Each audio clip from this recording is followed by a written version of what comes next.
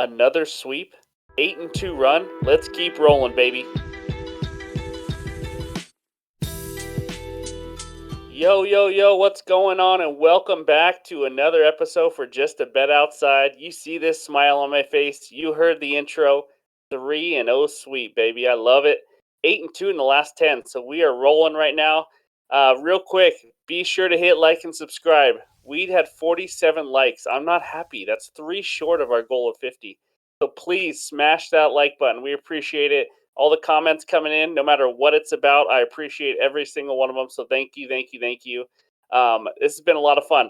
Real quick, before we get into our bets recap, and we have 3 more best bets for you for Friday, March 10th.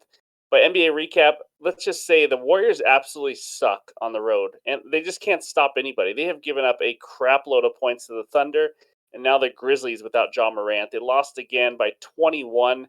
I mean, they're just struggling, guys. 7-26, I think, now on the road. Just brutal for defending champs. So they got some problems.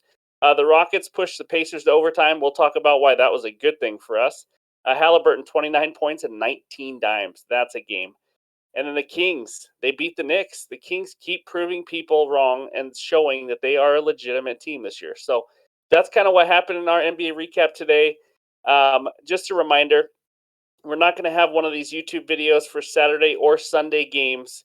I got to get healthy, and we got some family things going on. So I will try to come out with a YouTube short for the Saturday games, and then Sunday we'll probably be off. We need to have that work-life balance a little bit this weekend. So that's what's going on. I appreciate all the support. This has been a ton of fun. I want to keep rolling, end the week well, and let's start that out by going over the best bets recap.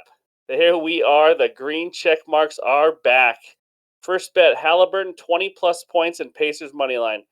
Man, was that a sweat. Halliburton had like 8 or 9 assists after the first quarter and only 2 points. And he ended up with 17 at the end of the fourth quarter and scored 12 points in overtime. Thank you, Rockets, for tying it up with the 3. Going to overtime, we got lucky. Halliburton had a bad shooting night, but he still got it done in overtime.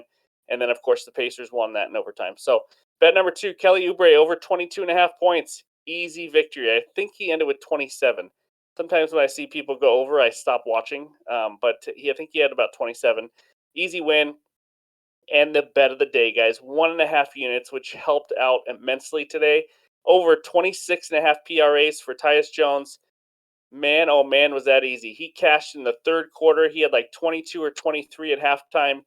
Easy win. I should have put 5 units on it. I know it's easy to look back and say that, but 3-0 day, up 3.5 units. After the All-Star break, we are 26-17.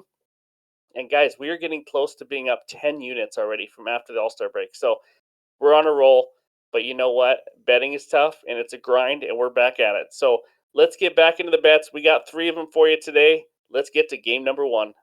All right, here we go. Game number 1. Blazers at 76ers. Philly minus 8.5. Over under of 229. Let's go over the injuries real quick. Blazers.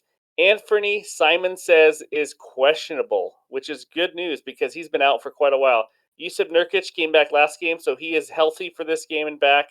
76ers, fully healthy. No big injuries or no injuries at all that I saw. So that's probably why you see the big number, 8.5. But home and away splits, Blazers 14-20 on the road.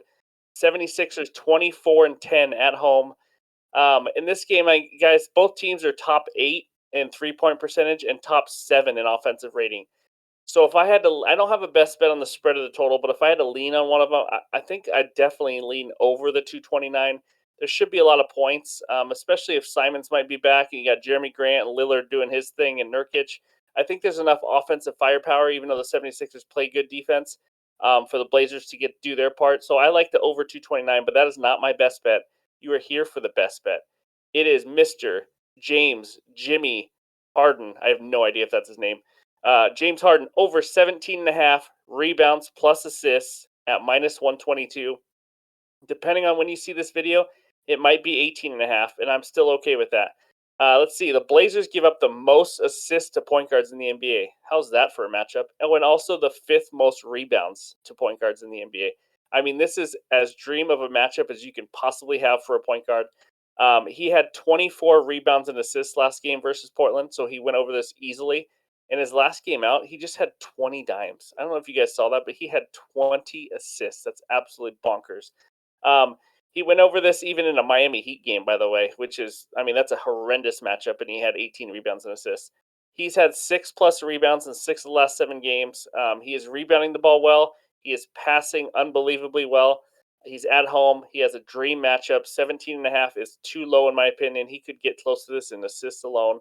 I like James Harden over 17.5 rebounds plus assists at minus 122 for our bet number one. Let's move on to game number two.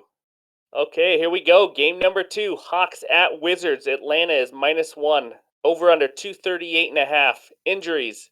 Absolutely nothing. Both teams are healthy. These two teams just played each other 2 days ago. The Hawks won 122 to 120 in Washington. Home and away, Hawks are 15-20 on the road. Wizards 15-16 at home. Everything about this has it right down to the wire again. I'm not touching a side. I don't really like a total. If I had to pick one or the other, I'd probably go Wizards money line to get some redemption at home. I don't see the Hawks beating them twice on the road, but I don't want to touch it. I have a player prop parlay for you. Let's just dive into that. So best bet player prop parlay is going to be Trae Young 20+ points, Kristaps Porzingis 20+ points, and Porzingis again 2+ assists. Now let's go over this. First, Trae Young 20+ points.